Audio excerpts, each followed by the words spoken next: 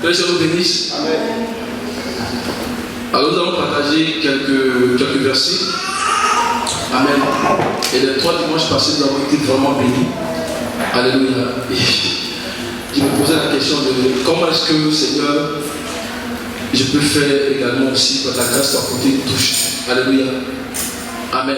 Parce que j'avoue que le message a été bien envoyé, mais nous bénissons le Seigneur. Alléluia. Et ce qui est venu dans mon cœur, c'est de nous parler du parcours du croyant pour parvenir à la première résurrection. Alléluia. Le parcours du croyant pour parvenir à la première résurrection. Amen. Nous allons voir qu'il y a vraiment un lien avec ce qui a été dit, alléluia, dans les 3 dimanches passés. Amen. Si vous allez voir, peut-être pas maintenant, mais à mesure qu'on va avancer, alléluia, nous allons voir qu'il y a vraiment un lien. Donc, le parcours du croyant pour parvenir à la première résurrection. Alléluia. Donc, nous allons parler de certaines choses que le Seigneur, certains arrangements qu'il a mis en place pour rassurer le croyant qui est en train de marcher dans la bonne voie. Alléluia. Donc, certains arrangements que le Seigneur a mis en place, que nous devons connaître. Alléluia. Également aussi, nous allons parler de certaines choses qui peuvent constituer des freins dans cette marche-là. Amen. Pour atteindre la première résurrection, qui est la meilleure des résurrections, qui est l'héritage qui est promis au vainqueur de l'âge de l'Église. Amen. Alléluia. Et dans un autre volet du message, peut-être pas forcément aujourd'hui, nous allons aller voir la grande provision que le Seigneur déploie dans cette dernière heure pour donner à son peuple fidèle de vaincre tous les obstacles qui peuvent se présenter à nous dans ce parcours-là. Amen. Donc, nous allons voir ce que le Seigneur fait pour accélérer notre croissance, pour atteindre cette grande espérance bénie qui est la première résurrection, pour atteindre l'héritage qui nous a été promis, qui a été promis à l'Église. Alléluia. Et quand nous parlons en fait de la grande provision, c'est là que nous allons nous connecter en fait aux 3 dernières fêtes des 7 fêtes de l'éternel, c'est-à-dire aux fêtes de l'automne. Alléluia. Donc nous allons aller tranquillement, nous allons nous connecter à ces 3 fêtes-là. Parce que nous savons, nous avons été enseignés, et selon les Écritures, que dans les 3 dernières fêtes, les fêtes de l'automne, le Seigneur déploie de grandes bénédictions, alléluia, achever l'œuvre de la résurrection dans la vie de son peuple. Amen. Amen. Et quand on parle des fêtes du 7e mois, ce n'est pas que nous voulons seulement en parler, mais c'est parce que le Seigneur veut qu'à un moment donné, son peuple soit conscient. Alléluia. Soit conscient des activités qu'il est en train de mener dans cette dernière heure. Alléluia. Et étant conscient de cela, que nous puissions avoir l'attitude. Alléluia. Que nous puissions soupirer avec persévérance. Amen. Pour que tout ce qui découle en fait des activités du Seigneur, nous puissions avoir accès à ça. Alléluia. Parce que vous êtes d'accord avec moi qu'on ne peut pas rentrer pleinement, on ne peut pas expérimenter pleinement ce dont on n'a pas la connaissance. Amen. La Bible dit que la vie éternelle, c'est que quoi? C'est qu'ils te connaissent. Donc, il y a un niveau de connaissance qui doit parvenir au peuple de Dieu à la fin des temps et qui va introduire le peuple de Dieu dans les choses que le Seigneur déverse à la fin des temps. Amen. C'est pour cela que Daniel dit aussi que beaucoup seront purifiés, épurés quoi? Et blanchis. Amen. Et dit que les méchants ne comprendront pas, mais ceux qui auront l'intelligence, ceux qui seront humbles, comprendront ce que Dieu est en train de faire. Alléluia. Quand vous regardez par exemple 3 passages que je donne rapidement, on ne va pas le lire. Par exemple, dans Romains 8, verset 34, vous pouvez les noter. Dans Hébreux 7, verset 25, ou bien dans Hébreux 9, le verset 34 aussi. Il nous a dit là-bas que Christ, qui est notre souverain sacrificateur, qu'est-ce qu'il fait? Il est en train d'intercéder devant le Père. Amen. Mais nous devons être conscients que de la même manière que le souverain sacrificateur de l'Ancien Testament, donc qui était une image de Christ, qui était une préfiguration de Christ, nous devons être conscients que de la même manière qu'il va sortir, il sortait, je vais dire, de la présence du lieu, il intercédait pour le peuple, et il sortait pour bénir tout le peuple. De cette même manière, Christ qui est en train d'intercéder pour nous à un moment donné va apparaître. Alléluia. Pour déployer toutes les bénédictions dont l'Église a besoin pour achever son nom. Alléluia. Donc on est conscient de cela. Que Christ va apparaître. C'est pour cela que le passage qu'on aime beaucoup citer dans Actes chapitre 3, verset 21, dit quoi? Que le ciel le retient jusqu'au temps de rétablissement de toutes choses. Amen. Donc il y a un temps où le Seigneur va venir rétablir toutes choses. Alléluia. Parce que dans sa première venue, il n'a pas fini de réconforter tous ceux qui pleuraient. Alléluia. Mais il vient pour la restitution de toutes choses. Donc nous devons être conscients que ce temps-là, c'est dans cette dernière heure. Alléluia. Donc c'est pour cela que nous devons commencer à prier. Parce que les prières du Seigneur devant le Père, c'est une grande transaction. Et il y a beaucoup de bénédictions, notamment dans cette dernière heure qui sont de l'intégration. Et nous voulons accéder à ces bénédictions. Amen. Que le Seigneur nous bénisse. Donc on va aller tranquillement. Et ce que nous allons faire, nous allons regarder le parcours, donc, tranquillement le parcours du croyant. Nous allons regarder certains obstacles. Alléluia. Et dans un autre volet, on va aller toucher ce point-là pour voir des grandes bénédictions que le Seigneur veut déployer. Alléluia. Pour que nous puissions soupirer aussi rentrer dans ces choses-là. Amen. Que le Seigneur nous bénisse. Et on va commencer en allant dans le livre de Genèse, chapitre 2. Genèse 2.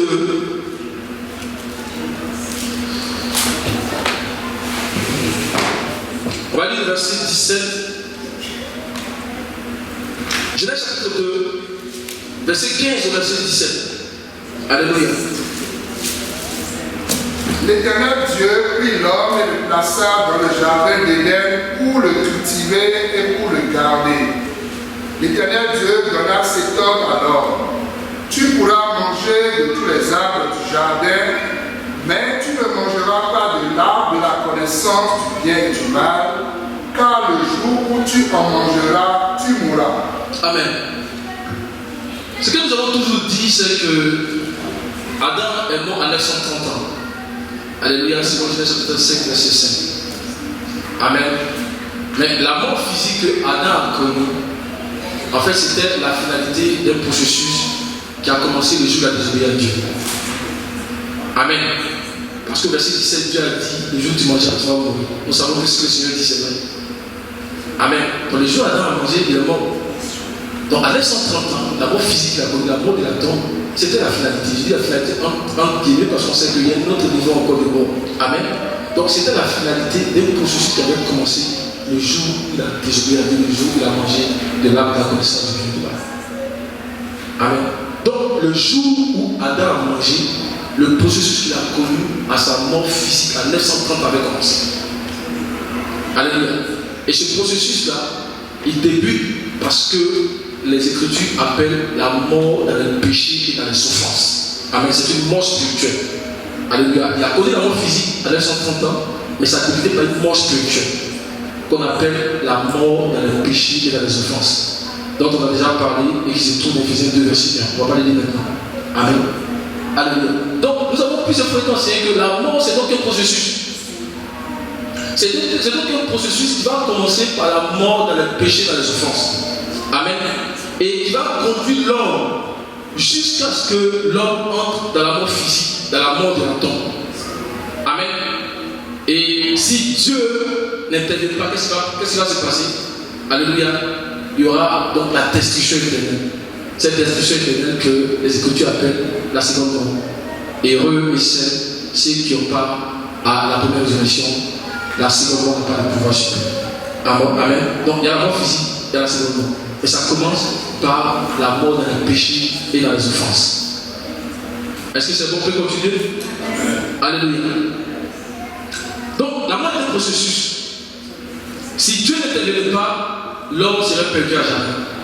Mais nous rendons gloire à Dieu, alléluia, de ce qu'il a aimé la race humaine. Et il nous a envoyé celui qui est la résurrection. Alléluia. Amen. Notre Seigneur Jésus-Christ. Et quand il est introduit dans le monde, il est le seul dans tout le temps à avoir déclaré et dit: je suis la résurrection de la vie. Alléluia. Amen. Et dans Jean chapitre 11, qu'on connaît très bien, le verset 25 au verset 26, le Seigneur est le seul. Il n'y a pas de déclaration comme ça. Je suis la résurrection de la vie. Amen. Jean chapitre 11, verset 25 au verset 26. Jésus lui dit: je suis la résurrection et la vie. Celui qui croit en moi vivra quand même il serait mort. Et quiconque vit et croit en moi ne mourra jamais. Crois-tu cela? Amen. Dans ma Bible ici, dans ma version, il dit c'est moi qui suis la résurrection de la vie. Celui qui croit en moi vivra même s'il meurt. Donc ici on a deux niveaux, alléluia, de grandes promesses déjà qui sont déjà données. Il dit celui qui croit en moi vivra même s'il meurt, verset 25. Et l'autre niveau, alléluia, qui est une bénédiction qui appartient, alléluia, au fait du 7e mois. Amen. Donc, le verset 26, c'est une bénédiction qui appartient au fait du 7e mois. Retenons ça déjà. Alléluia, parce qu'on va regarder là-dessus. Amen. Il dit, et toute personne qui vit et qui croit, amen.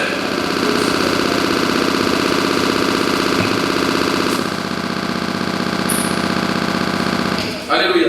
Amen, c'est bon. Donc, il dit, et toute personne qui vit et qui croit en moi ne mourra jamais. Crois-tu cela? Amen. Donc cet aspect-là appartient donc au fait du 7e mois. Cet aspect-là appartient au temps de la moisson. Alléluia. Cet aspect-là appartient au fait du 7e mois. Cet aspect-là appartient au temps de la moisson. Amen. Excusez-moi.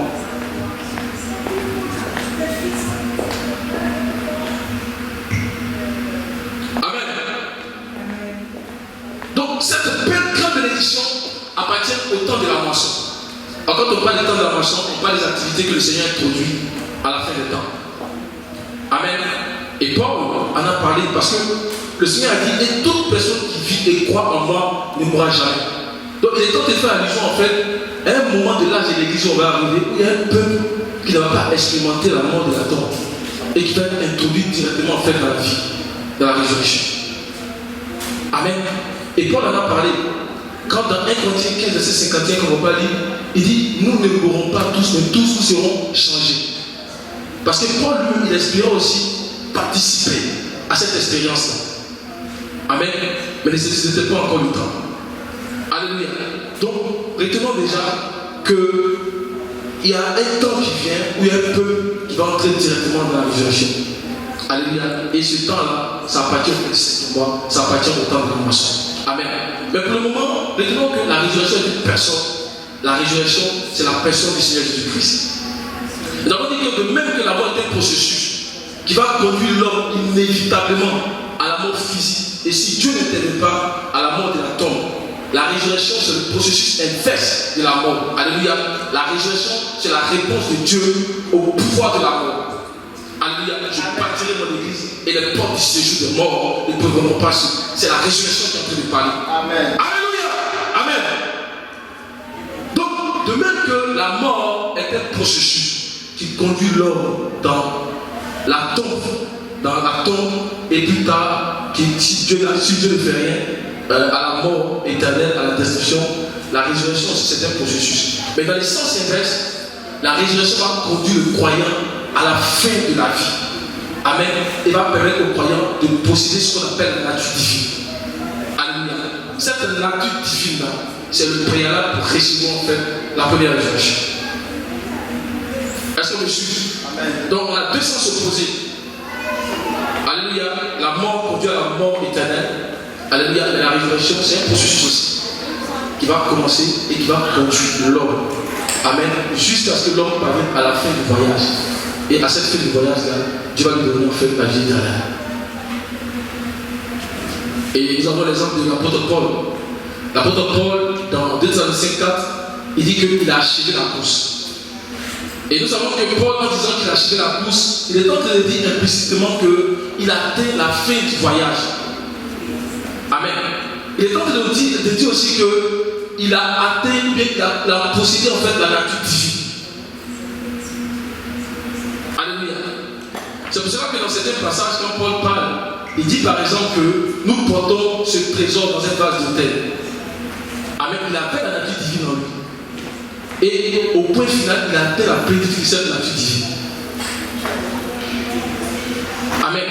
C'est pour cela que dans le même passage de 2 Timothée 4, verset 7, Paul pouvait dire encore avec assurance, il dit que la couronne de justice ou la couronne de vie même est réservée. Amen. Parce qu'il a atteint la fin du voyage. Or, la fin du voyage, ça correspond à posséder la nature divine.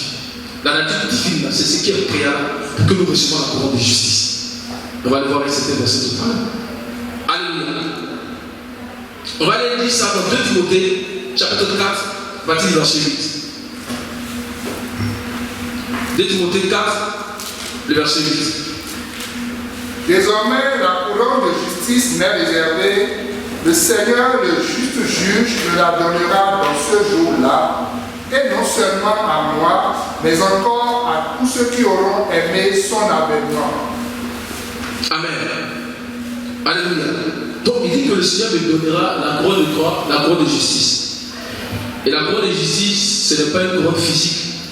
La couronne de justice, ce n'est pas quelque chose qu'on va mettre sur notre tête comme embellir notre tête. La couronne de justice, c'est la plénitude de la vie de Christ. Alléluia.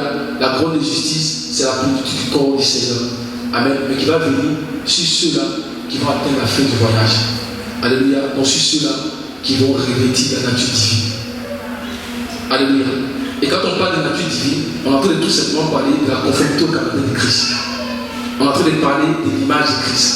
Souvenons-nous du projet de Dieu. Dans Genèse chapitre 1, verset 26, qu'est-ce qu'il a dit? Créons l'homme à notre image et selon notre ressemblance. Donc quand on parle de la nature divine, en fait, c'est atteindre le caractère de Christ. C'est la conformité au caractère de Christ. Et cette conformité-là, c'est donnée à celui qui atteint la fin du voyage. Amen.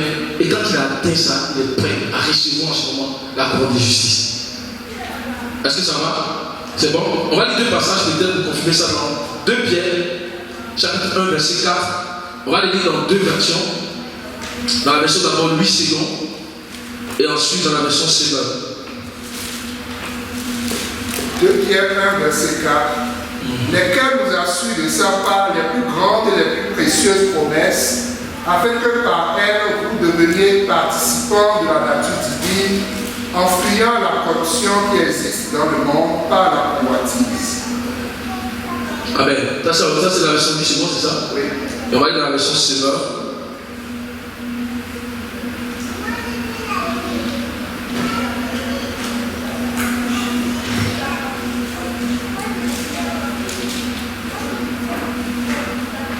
Donc, dans la version du second, elle fait mention de la nature divine, c'est ça? Oui. Regardez bien la version seconde maintenant. Version seconde, 2 Pierre 1, verset 4.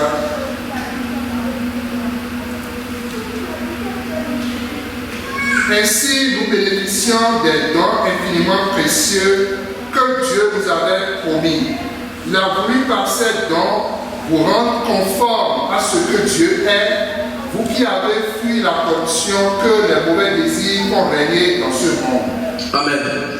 Dans la version que j'ai ici, je pense que c'est la version seconde que j'ai pris. Alléluia. Il est dit ainsi, nous bénéficions des dons infiniment précieux que Dieu nous avait promis. Il a voulu par ces dons vous rendre conforme au caractère de Dieu. Vous qui avez fui la corruption que les mauvais désirs font régner dans le monde. Amen. Donc il a dit que tous les dons que Dieu nous donne, ça vise un objectif. C'est pour nous rendre conformes au caractère de Dieu. Amen. Parce que ce caractère de Dieu là, c'était le préalable. Amen. Pour recevoir la plénitude de la vie, pour recevoir le corps de la résurrection dans le Seigneur Jésus-Christ. Amen. Donc, c'est pour cela qu'on a dit que l'image de Christ, c'est le prérequis. C'est ce qui est requis. C'est le prérequis minimum pour celui qui veut participer à la première résurrection. Alléluia. En d'autres termes, quand on lit 1 Corinthiens 15, verset 52, l'apôtre Paul dit qu'il y a un corps que tu vas nous donner. Mais ce corps-là dont il parle dans 1 Corinthiens 15, 52 ne peut pas venir si une nature qui n'est pas préparée. Amen. Le corps qui va venir, ça vient sur une nature qui est prête, à supporter ce corps. Les gens ne peuvent pas envoyer le corps là si un caractère qui est méchant et incrédule. Alléluia. C'est pour cela qu'il va préparer l'église. Il va préparer individuellement chacun de nous. Pour parvenir à ce point-là, où nous avons cette nature-là qui peut supporter ce corps. Amen. Est-ce que vous comprenez? Ça va? Donc c'est pour ça qu'on a dit que la résurrection, ce n'est pas un événement. La résurrection, c'est un processus. Amen. Donc quelqu'un peut venir dire, frère Alain, mais c'est quand est-ce qu'on va ressusciter? Le frère lui-même, c'est quand est-ce qu'on va ressusciter? Comme si Dieu n'est pas en train de faire un travail préalable. Alléluia. Pour préparer son corps à posséder la nature divine qui va avec le corps divin. Amen. Donc la résurrection, c'est un processus. On va lire 2 passages pour montrer qu'il y a un travail que Dieu fait. Et ça, c'est un aspect qui n'est pas très souvent, qu'on ne perçoit pas bien. Et on se dit, mais pourquoi tous ces messages? Pourquoi la parole prophétique? Pourquoi est-ce qu'on doit se consacrer? Amen. On va tout savoir. Non, il y a un travail que Dieu fait. Et il va donner ce corps-là à un corps de personnes qui possèdent la nature divine. Amen. Amen. On va lire dans Éphésiens chapitre 5, verset 25 au verset 27. Pour montrer qu'il y a un travail de préparation que Dieu est en train de faire. Pour amener l'Église à posséder la nature divine. Alléluia. Le caractère, l'image de Christ, qui est le minimum requis pour recevoir le corps de la plénitude de Christ, pour recevoir la vie dans sa plus grande expression. Alléluia. Qui est la vie éternelle. Amen. Alléluia. Éphésiens 5, verset 25 au verset 27. Marie, aimez vos femmes comme Christ a aimé l'Église et s'est livré lui-même pour elle, afin de la sanctifier par la parole, après l'avoir purifiée par le baptême d'eau, afin de faire paraître devant lui cette Église glorieuse, sans tache, ni ride, ni rien de semblable, mais sainte et irrépréhensible. Amen. Donc on voit ici qu'il y a un travail que le Seigneur est en train de faire durant l'âge de l'Église. On dit qu'il est en train d'achever la sanctification de l'Église. Comme on le voit aussi dans 1 Corinthiens 7, 1. L'apôtre Paul dit pour achever notre sanctification. Amen. Amen. Et on dit il fait avec quoi? L'eau de la parole. Donc il n'y a pas d'élément que le Seigneur utilise pour amener l'Église, c'est pas l'eau de la parole. Donc l'eau de la parole, on dit qu'il lave l'Église, il la purifie. Amen. Il a purifié pour l'amener à tout ce qui est dit dans la suite. Cette église quoi? Sans tache, ni rien de semblable, mais sainte et quoi? Irrépréhensible. Amen. Donc, c'est pour l'église à un état où l'église va posséder la gloire de Dieu. Mais cet état-là, c'est préalable. Alléluia. Dans 1 Thessaloniciens 5, verset 23, on va lire le passage, on va continuer.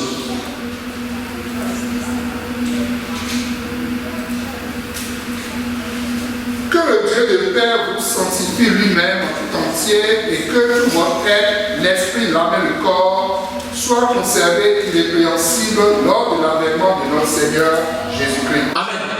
Le Seigneur, il arrive. Amen. Le Seigneur va se manifester ici. On parle ici lorsqu'il va se manifester dans son épiphanie. Amen. Amen. Mais il dit que tout notre être doit être conservé irrépréhensible. Parce que l'être qui est conservé irrépréhensible, alléluia, c'est le préalable. La Bible dit que le Seigneur va venir être admiré et glorifié dans son peuple. On dit que tout votre être, l'esprit, l'âme et le corps, il va faire un travail dans l'esprit. Il va faire un travail dans l'âme. Il va faire un travail dans le corps pour amener le corps à un certain niveau. Alléluia. Il va venir maintenant pour être glorifié en nous. Amen. Donc il y a un travail que le Seigneur fait au préalable. Amen. Et on va lire un dernier passage dans Psaume 24, à partir du verset 3 au verset 6.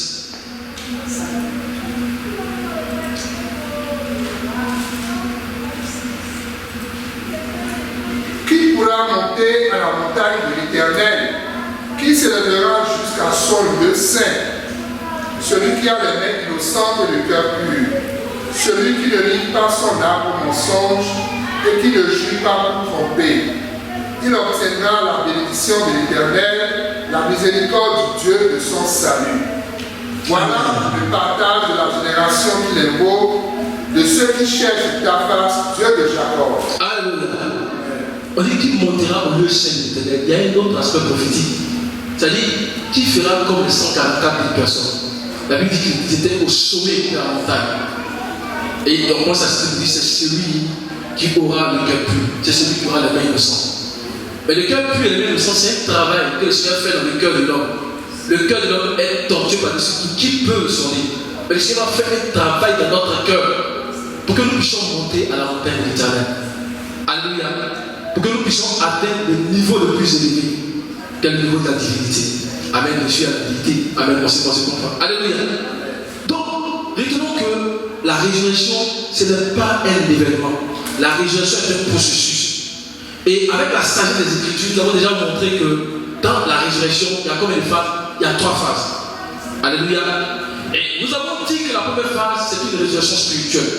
Donc, qui vient répondre à la mort spirituelle qu'Adam a connue le jour où il a mangé de l'arbre de la connaissance du bien et du mal.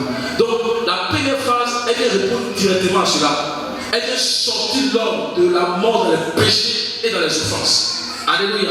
Ça, c'est la première expérience. Et quand est-ce qu'elle a eu lieu? Elle a lieu pour le croyant lorsqu'il entend l'évangile. Amen. Et lorsqu'il accepte l'offre qui est contenue dans l'évangile. Alléluia. Amen.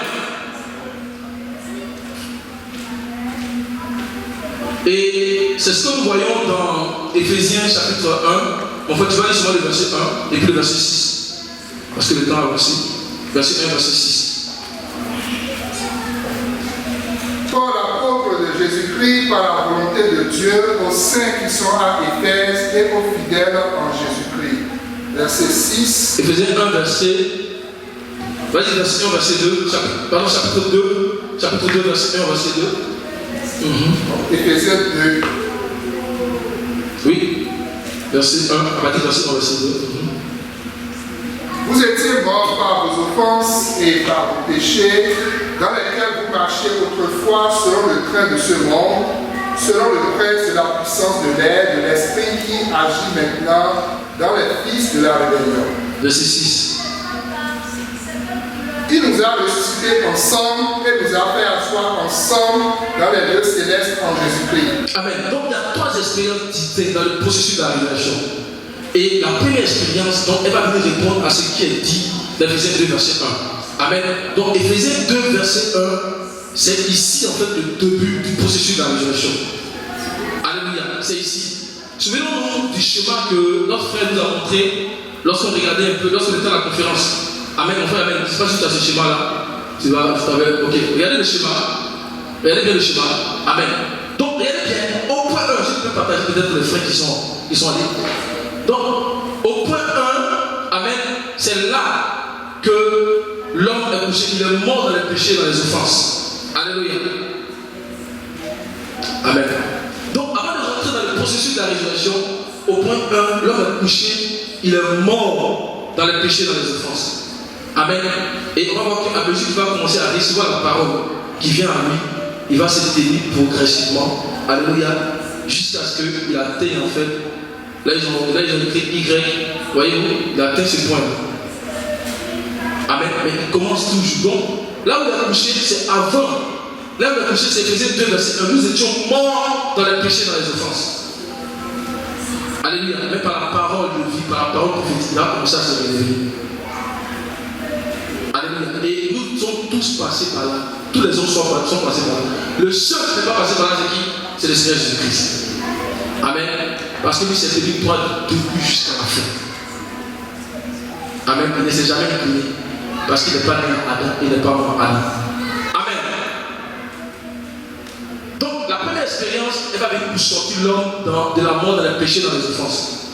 Et ensuite, de cette expérience, on va entrer dans une deuxième expérience. Et dans cette deuxième expérience, nous avons dit qu'on va commencer à passer par une transformation qui est morale et spirituelle. Et cette transformation morale et spirituelle, elle a un objectif. C'est de nous amener à la fin du voyage. C'est de nous amener à posséder la nature divine. Amen. Qui est nécessaire, qui est prérequis. Et ensuite, nous rentrons dans la troisième expérience. Alléluia. Où nous allons posséder le corps de la résurrection, le corps de la plénitude de notre Seigneur Jésus-Christ. Amen. Est-ce que c'est bon? Je vous prépare, ça va? On va lire les Psaumes 40. Que nous connaissons très bien. Nous avons certaines choses très intéressantes qui vont venir donc confirmer ce qu'on a dit. C'est-à-dire depuis le début du voyage du croyant, Éphésiens 2, verset 1, jusqu'à la fin. Alléluia. On va lire le Psaume 40, verset 1 au verset 2. Et mon frère, après tu vas projeter l'image que je t'ai envoyée. Alléluia. Amen. Donc nous parlons du parcours du croyant pour arriver à la première résurrection. Donc de sa mort spirituelle. De la mort dans laquelle l'humanité était plongée à cause d'Adam, jusqu'à ce qu'il parvienne à la fin du voyage, qui est la nature divine. La nature divine, donc, qui est le préalable pour recevoir la couronne de vie. Alléluia. Amen. Donc, on y va, Psaume chapitre 40, verset 1 au verset 2. Au chef des chants de David, psaume. J'avais mis en l'Éternel mon espérance, et il s'est incliné vers moi, il a écouté mes cris. il m'a retiré de la fosse de destruction, du fond de la boue, et il a dressé mes pieds sur le roc, il a affermi mes pas. Amen. Donc, je vais vous présenter le petit schéma là. Alléluia. Donc, ça, c'est un schéma qu'un frère nous avait donné. Je trouve ça vraiment intéressant pour expliquer un peu. Donc, ça va venir un peu expliquer ce qu'on a vu tout à l'heure. Alléluia. Bon, si tu peux le monter, partager aussi, partager un peu. Tu peux monter un peu. Juste un peu, voilà.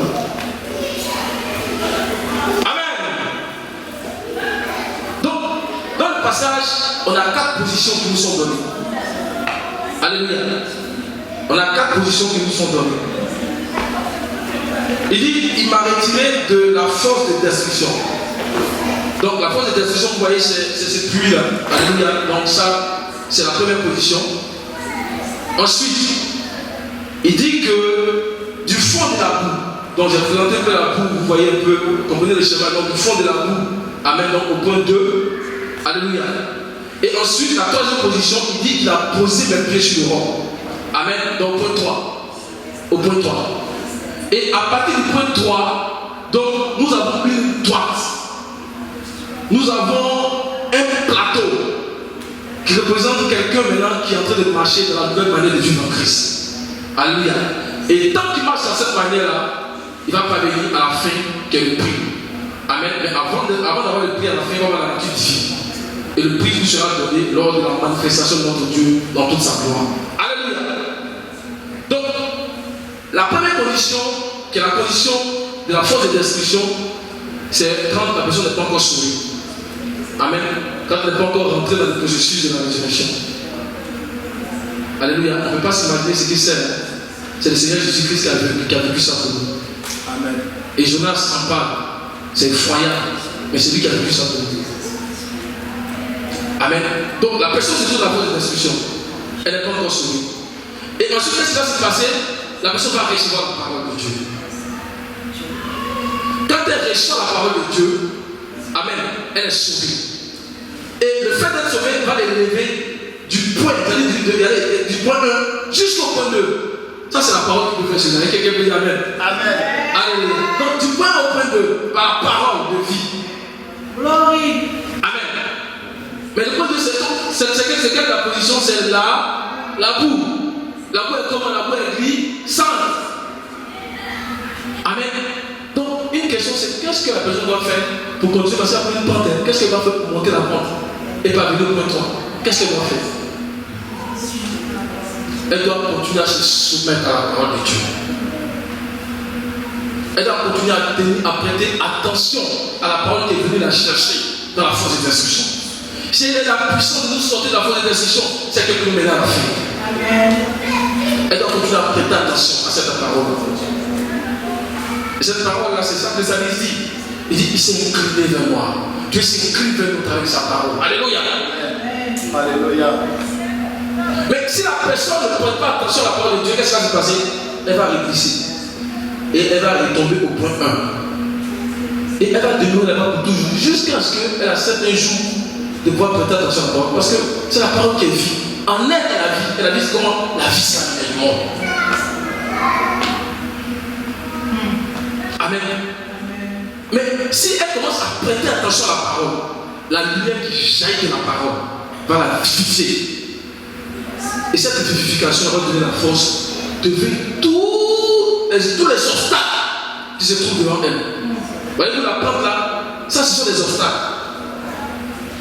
Parce que lorsque la personne reçoit la parole et que la personne commence à prêter attention à la parole, en ce moment-là, il y a un conflit qui va naître entre la manière de vivre du monde, qui était notre ancienne manière de vivre. Avant vous étiez éternel, maintenant vous êtes lumière. Donc il y a un conflit qui va naître entre la manière de vivre de la personne, l'ancienne manière de vivre, et le nouveau style que tu as reçu par la parole.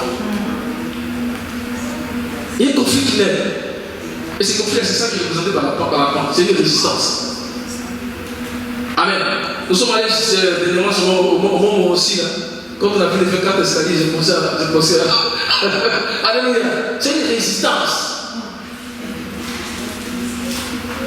Donc, mais si elle commence à prêter attention à la parole du Seigneur, qu'elle est persévérante, le nouveau style de vie là, va venir pour détruire totalement son ancien style de vie. Alléluia. Amen. Donc il faut prêter attention. C'est pour cela que dans Matthieu 24, verset 16, Matthieu 24, il faut renoncer au monde. Il faut renoncer à soi. Renoncer à soi, c'est renoncer au monde. C'est renoncer à notre ancienne manière de vivre. Renoncer à nous-mêmes, c'est renoncer à tout ce qui est les œuvres de la chair. Avec la colère, tout ce qui nous maintenait, nous devons renoncer à nous-mêmes. Et nous allons voir tout à l'heure que parce que nous sommes nés de nouveau, Dieu nous a donné le pouvoir de faire. Alléluia. Amen. Matthieu 16, verset 24.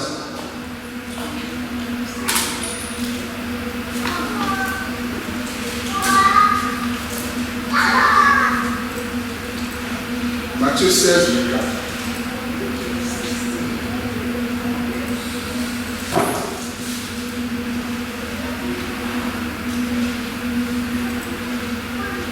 Alors Jésus dit à ses disciples, si quelqu'un veut venir après moi, qu'il renonce à lui-même, qu'il se charge de sa croix et qu'il me suive. Amen. Amen. Donc, renoncer à soi-même, la manière dont je suis parler ici, c'est une œuvre qu'on fait l'attitude qu'on doit avoir chaque jour. Chaque jour. Alléluia.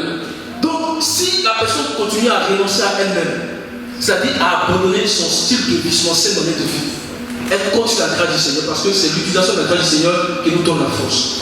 Donc, si elle continue à renoncer à elle-même et qu'elle le fait avec persévérance jusqu'à ce qu'elle finisse de renoncer totalement à elle-même, qu'est-ce qui va se passer? Elle va parler au point 3. Donc, le point 3, on parle ici des gens qui ont renoncé totalement à eux-mêmes. Amen.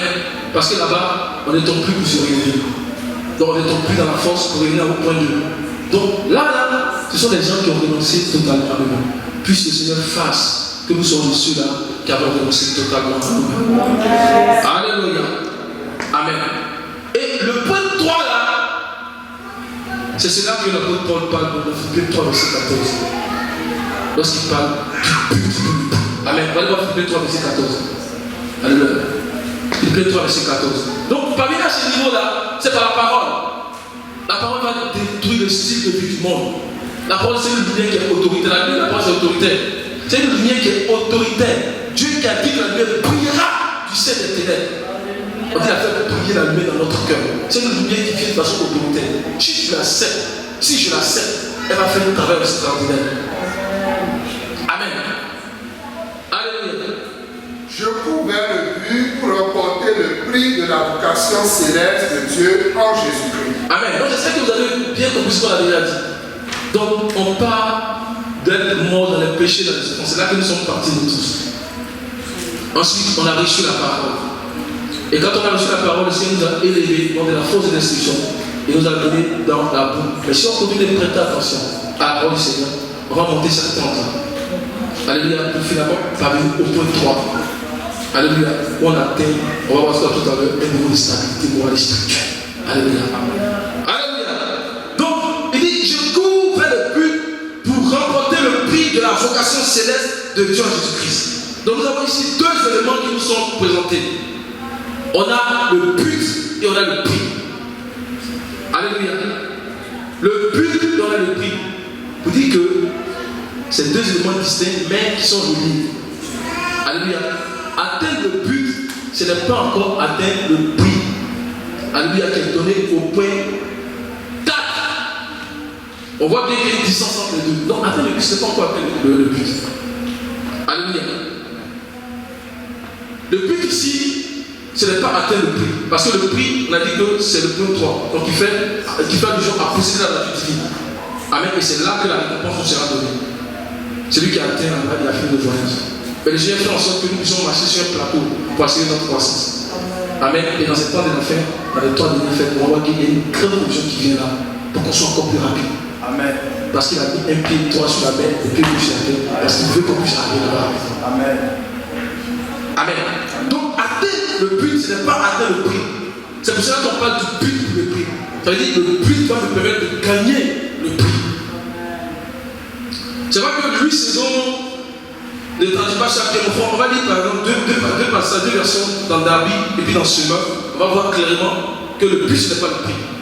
Alléluia. Le but n'est pas le prix. Amen. Mais c'est déjà un haut niveau dans la consécration. Alléluia. Parce que là, tu ne tombes plus, tu ne te relèves plus. Donc tu n'es plus dans cette vie en spirale, tu tombes dans la force, tu te relèves, tu tombes dans la force, tu te relèves. Lorsque tu parviens, tu as une vie de stabilité. Alléluia. Et nous prions que le Seigneur fasse en sorte que nous puissions nous tous parvenir à là et même aller plus haut. Parce que quand tu parviens à là, la couronne est en vue devant toi.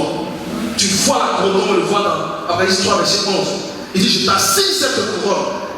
Parce que tu te consacres, je t'assigne cette couronne. Il dit, retiens-la. Ne joue pas avec elle. Retiens-la. Ne laisse personne prendre ta couronne. Parce que je viens bientôt. Il y a un temps où je viens. Mais prise cette couronne. Continue à marcher là. Alléluia. Amen. Donc on va lire la version Semeur et la version Martin Semeur. Amen. Quel passage? De Philippiens 3, verset 14 qu'on a lu.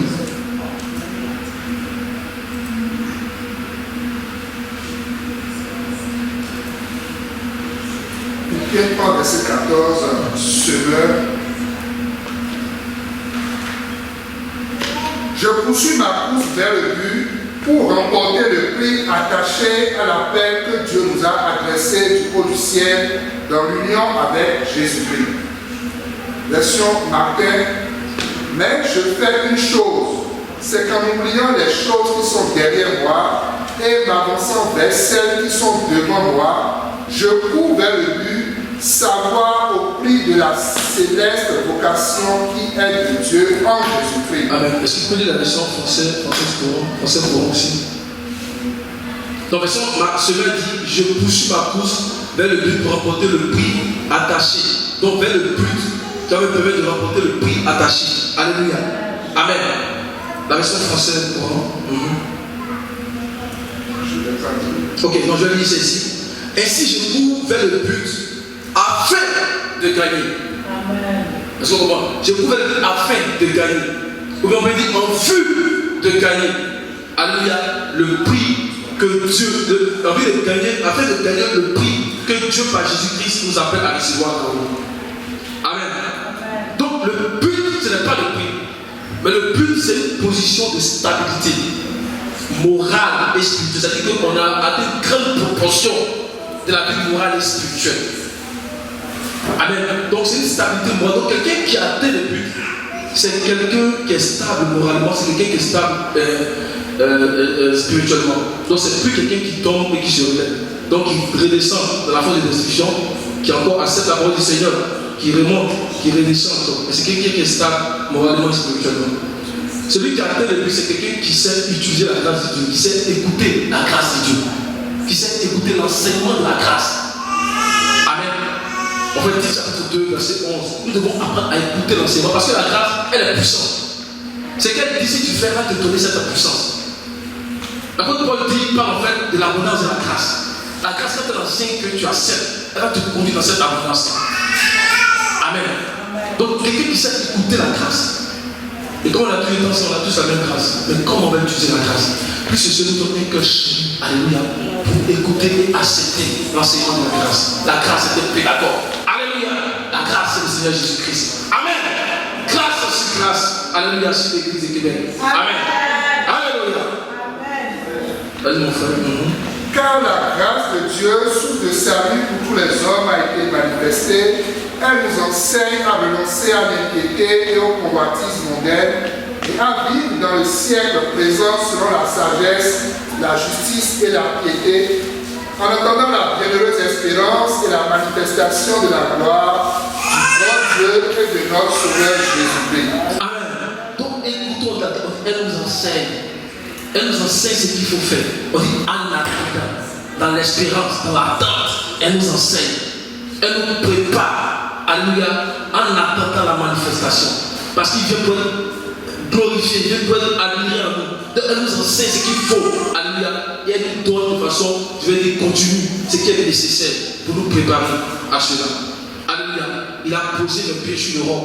Il a affermi nos pas. Amen. C'est elle qui va poser nos pieds sur le roc. C'est elle qui va affermir nos pas. Alléluia. Pour parvenir au point 4. Alléluia. Maintenant, assez rapidement, une question qu'on peut poser, que représente concrètement le but dans la vie de la personne qui a atteint le point 3? Enfin, on va voir mon schéma. Donc, que représente concrètement le but? dans la vie de la personne qui atteint le point 3. Alléluia. Le but, c'est la cristallisation du fruit de l'esprit dans la vie de cette personne. Donc le fruit de l'esprit qui est cristallisé en toi, ça veut dire que le fruit de l'esprit qui est immobile, qui est fixé. Amen. Donc il y a une grande proportion en toi. Amen. Donc, on peut dire que le but, c'est une marque intérieure, alléluia, dans la vie de la personne. Et cette marque intérieure-là, alléluia, c'est la cristallisation du fruit de l'esprit. Alléluia. Et quand on va avancer dans le message, on va voir qu'à mesure que la personne va se maintenir dans la même discipline qu'il a aimé jusqu'au point 3, elle va commencer à acquérir différentes marques.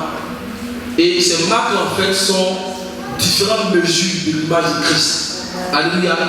Et la marque finale, on va le voir dans Romains chapitre 8, le verset 30, la marque finale, c'est celle qu'on a dit au point 4. La marque finale, c'est la pleine image de Christ. Alléluia. Amen. Donc le moment d'abord à l'esprit que le but, c'est la cristallisation du fruit, alléluia, de l'esprit dans nos vies. Amen. Mais quand on cite le fruit de l'esprit dans Galates chapitre 5, ça commence par quoi? Le fruit de l'esprit, c'est quoi? C'est l'amour. Amen. Donc l'amour, c'est le fondement du fruit de l'esprit. Si tu marches dans l'amour, tout ce qui est cité dans Galates 5, verset 25 là, tu peux commencer à manifester cela. On peut le lire Galates 5, verset 22. Galates 5, verset 22. Donc nous sommes en train de voir certaines choses que le Seigneur a dit, que nous devons vraiment accéder. Nous devons soupirer à cela. Et le chemin va être plus facile pour nous. Alléluia. Galates chapitre 5, verset 22. Mais le fruit de l'esprit, c'est l'amour, la joie, la paix, la patience, la bonté, la bénité, la fidélité, la douceur, la tempérance. Amen. Donc, l'amour, c'est le fondement du fruit de l'esprit. Alléluia. Et si l'amour est le fondement du fruit de l'esprit, ça veut dire que le but lui-même, il a sa nature dans la nature de l'amour. Amen. Atteindre le but là, qui est la cristallisation du fruit de l'esprit là. Et l'amour est le fondement du fruit de l'esprit. C'est que le but même a sa nature dans la nature de l'amour. Est-ce que ça va? Alléluia. Amen. Donc vous dites que ceux qui ont atteint le but, on les reconnaît. C'est ça que je veux dire. On les reconnaît. Comme un frère ancien, on les reconnaît. Ce sont des gens qui marchent de l'amour. Amen. Quand je parlais des 3 phases de la vie, aussi non, c'est ça. Ce sont des gens qui marchent dans l'amour. Ce sont des gens, peu importe comment tu vas faire pour les frustrer, peu importe comment tu vas les traiter, Amen, ils vont toujours te parler. Parce qu'ils savent où ils sont arrivés. Les chiffres sur la vie droite vont te donner la vie gauche. Ils savent où ils sont arrivés. Amen. Ils savent où ils sont arrivés. Il ne faut pas ça pour toi. Il faut ça pour eux. Parce qu'ils savent où ils sont arrivés. Amen. L'amour c'est un état. L'amour c'est un état. Frère, on en parle. Mais tu es au bureau de ton collègue va te provoquer. Ça commence à te dire que le Seigneur te donne vraiment ce caractère là. Amen. Comment je peux savoir que après 10 ans que je suis en train de grandir dans la parole prophétique, c'est lorsque je manifeste un caractère de simplicité, un caractère calme. On t'insulte même que tu es béni, mon frère. Et je pense que les anciens comprennent ce qu'ils sont en train de dire. Tu es béni, mon frère. Amen. Une fois, vous avez donné un exemple là. Monsieur Gado, il vient et dit, mais mon frère, toi tu n'as pas ta porte, mais pourquoi tu n'as pas. Tu es fou bien quoi. Et quand il dit, monsieur Gado, il dit, ferme ta sale gueule. Pourquoi tu as fait? Est-ce que ça va être que le Seigneur nous donne la force. Mais frère, dit que le Seigneur nous donne la force. Que le Seigneur nous donne vraiment de manifester le fruit de l'esprit. Et si l'autre dit ça, qu'il dit, toi-même tu es malade, automatiquement on chante. Alléluia. Automatiquement, tu es au point 3, tu vas commencer à glisser pour retourner dans la boue. Donc c'est pour dire que le point 3 c'est tellement facile, c'est une atmosphère vraiment où tout ce qui vient même pour nous faire tomber. Mais si on s'attache au Seigneur, jamais on ne pourra tomber. Jamais on ne pourra tomber. Donc si tu dis ça, automatiquement le point bleu, tu commences à retomber. Que le Seigneur nous garde. Alléluia. Tous sont des gens qui pardonnent. Tout ce qu'ils cherchent, c'est l'atmosphère de pardon. C'est ça que l'apôtre Paul dit, je vais chercher la paix, je vais chercher la charité, je vais chercher le pardon. C'est-à-dire que c'est une application, c'est pas parce que c'est une application. Et autant on s'applique à ça, le Seigneur a fait un travail dans notre cœur. Il a fait un travail dans notre cœur. Parce que pour arriver au point de la femme, en attendant après comme 12 ans, il faut passer par là. Amen. Mais je sais que le Seigneur va achever ce travail.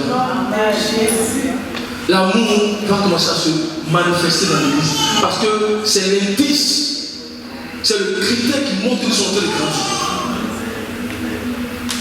Que le Seigneur nous aide. Alléluia. Alléluia. Donc, à partir du point 3, on va bientôt terminer. Je vais juste continuer, on va terminer. Parce que la semaine prochaine, on va entrer dans les provisions de la grâce. Ce que le Seigneur envoie. À partir du point 3, et puis dans la suite du voyage, je prends mon schéma. À partir du point 3, dans la suite du voyage, si tu te maintiens dans l'amour, donc le fruit de l'esprit va continuer à grandir en toi dans une proportion pas possible.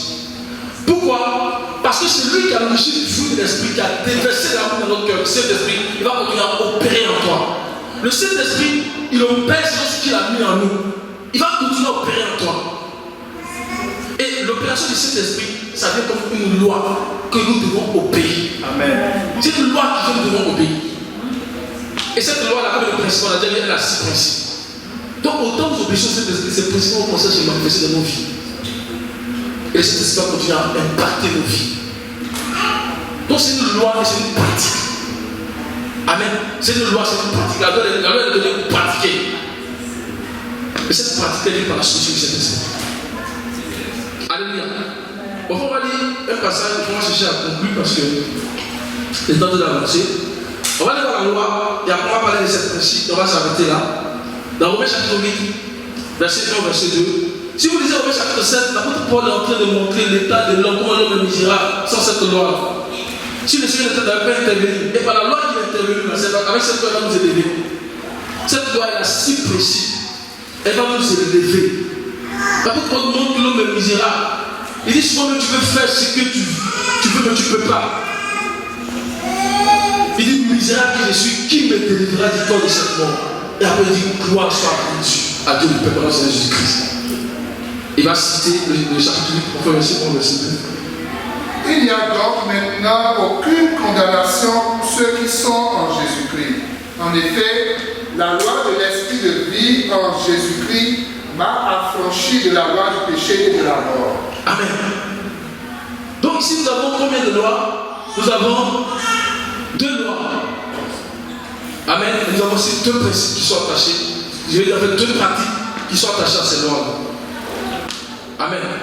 Donc la première loi, c'est la loi de l'esprit de vie en Jésus-Christ. Et cette loi-là, elle a ses pratiques. Et cette pratique découle en fait les 6 principes qui sont donnés dans Romains 8 et dans d'autres passages. Alléluia. Et la finalité de cette loi-là, c'est de nous conduire à la vie éternelle, à la plénitude du corps de la gloire du Seigneur. Amen. Mais nous avons notre loi, c'est laquelle? La loi du péché et de la mort. Amen. Cette loi aussi a ses pratiques. Et la finalité de cette loi, c'est quoi? C'est la mort. C'est la destruction éternelle.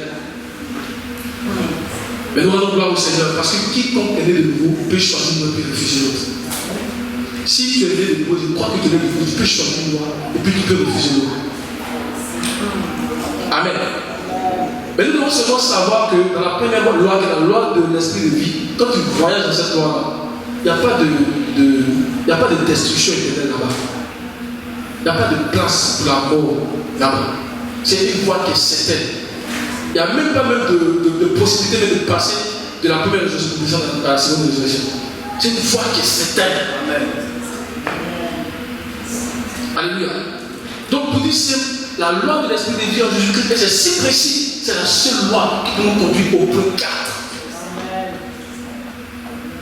Et si nous appliquons avec persévérance à marcher dans cette loi, l'esprit de cette loi, parce que c'est la loi de l'esprit de vie, la loi de l'esprit vivant.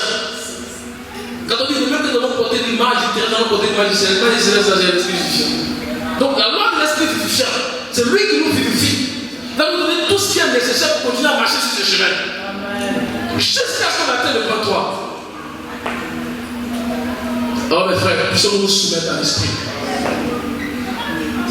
Que si nous atteignons 5 ans, 10 ans que nous sommes ici, alléluia, que nous ne sommes plus comme nous sommes aujourd'hui. Amen. Et le Seigneur peut faire cela parce qu'il nous enseigne ces choses. Amen. Donc c'est pour cela qu'on doit choisir une loi et on doit laisser l'autre. On doit choisir maintenant une loi et laisser l'autre. Et il a dit quoi? Que si c'est l'éternel qui est Dieu, allez vers l'éternel. Et si c'est Baal, allez vers Baal. Mais nous ici nous savons que c'est l'éternel qui est Dieu. Et sa loi, la loi de l'Esprit de Jésus-Christ, est la seule loi qui va nous tourner la vie. Amen. Alléluia. Donc nous devons continuer à marcher dans cette loi. Si nous continuons à marcher dans cette loi, on va se maintenir sur le rond. On va se maintenir dans cette ligne droite. Il n'y aura pas de possibilité de tomber. Alléluia. Je vois que le temps a avancé. Mais retenons seulement que les 6 principes de cette loi, les 6 principes, je pense que les frères l'ont partagé ici. Les 6 principes là, tous ces principes là peuvent se résumer dans le premier principe. Vous dire que si tu marches dans le premier principe, alors tu as commencé à marcher dans les 6 principes. Tu as commencé à marcher dans la loi de l'Esprit de Jésus-Christ. Et ce principe là, il est donné dans Romains 8, verset 6. C'est là qu'on va te dire, mon frère. Donc si tu marches dans ce principe, c'est fini. Tu marches dans les autres principes. Alléluia. Romains 8, verset 6.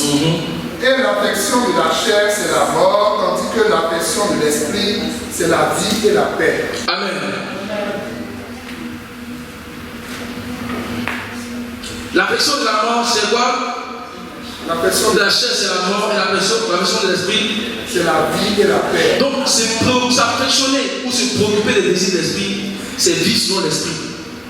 Et si tu vis selon l'esprit, alors la loi de l'esprit devient opérante en toi. Tout est caché dans l'esprit. Amen. Donc si tu te soumets à l'esprit, la loi de l'esprit devient opérante en toi. Amen. Mais pourquoi est-ce qu'on doit marcher selon l'esprit? On doit marcher selon l'esprit pour être sûr que notre marche conformément à la parole. La Bible dit quoi? Que c'est lui qui nous enseignera toutes choses. C'est lui qui nous conduira dans la vérité. On va voir que dans la marche, au moment donné, le Seigneur va te sceller avec le Saint-Esprit. Et ta vie devient conforme à la vie de l'Esprit. Dans cette marche-là, l'Esprit fait 3 choses. Il va commencer à sceller nos cœurs. Il va commencer à sceller nos pensées. Il va sceller notre volonté. Mais il faut marcher par la loi de l'Esprit de Jésus-Christ. Donc, marcher par l'Esprit, on est sûr qu'on peut marcher conformément à la parole. Mais marcher par la parole, c'est quoi? Marcher par la parole, c'est de savoir que chaque jour, il y a une parole que Dieu nous donne, qu'on appelle le repas qui vient à toi. Et cette parole-là, c'est ça qu'on appelle la nourriture du temps convenable. Pas n'importe quelle parole. Cette parole-là, la nourriture du temps convenable. Ou la nourriture au temps convenable. C'est la nourriture qui est donnée dans notre saison. Et qui permet de savoir ce que le Seigneur peut faire en 2024 et après. Donc si tu marches par l'esprit, tu es en train de marcher dans cette parole. Et c'est un aspect qui nous est donné dans le livre de Matthieu 25, verset 6. Quand on dit voici le coup, allez à sa rencontre. C'est-à-dire, dans cette saison où on était, la nourriture du temps convenable, c'était le poiré. Et qu'est-ce qu'elles ont fait qu'elles ont entendu qu'elles se sont levées? C'est une nourriture qui révèle. Tu ne peux pas dormir cette attente ça. Alléluia. Ça réveille cette nourriture, tu ne peux pas dormir. Voici le coup. Et ils sont réveillés. Mais le sommeil là, nous avons été enseigné que le sommeil, c'est un sommeil spirituel. Et le sommeil spirituel, ça vient quand le peuple de Dieu se préoccupe de tout ce qui est en dehors des activités du Seigneur pour la saison. Amen. Tu peux recevoir un bon message, mais si c'est en dehors des activités, tu peux t'endormir. Mais la nourriture du temps convenable, quand ça vient, tu es obligé de te réveiller. Et nous tenons plus de temps plus c'est la parole prophétique à laquelle vous faites bien attention. Amen. C'est une lampe qui brille. C'est la lumière qui vient nous donner la lumière dans les ténèbres. C'est pour ça que la Bible dit nous sommes des enfants de la lumière. Il dit ne dormons pas parce que nous sommes des enfants. C'est la lumière qui ne peut pas dormir. Il dit ceux qui dorment la nuit. Mais nous sommes des enfants du jour. Le jour, c'est l'intensité de la parole qui tombe le jour. En attendant que le grand jour lui-même il arrive et qu'il brûle dans le cœur. Alléluia. Les frères, il y a beaucoup de choses à dire. On va s'arrêter ici, là, en train d'avancer. On va revenir là-dessus et puis aller toucher le fait du 7e mois. Amen. On va se lever, on va prier. Alléluia.